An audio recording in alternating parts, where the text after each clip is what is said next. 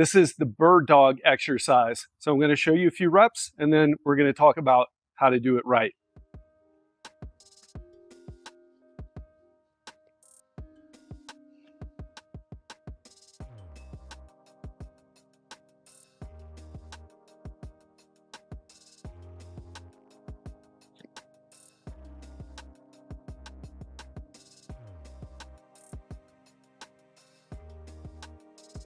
Okay, so let's talk about it.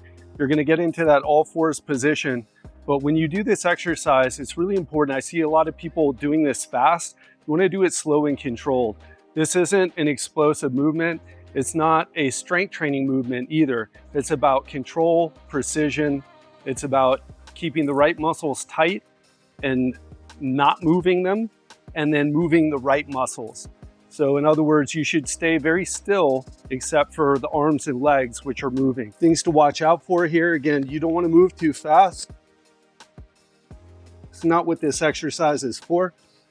What you want to do is you want to get a nice, smooth, controlled motion, pausing at the top. And again,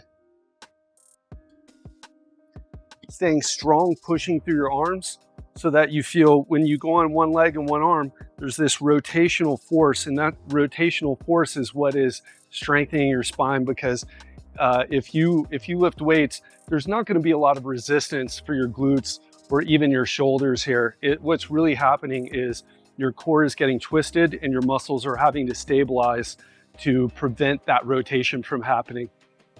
So give that a try and let me know how it goes.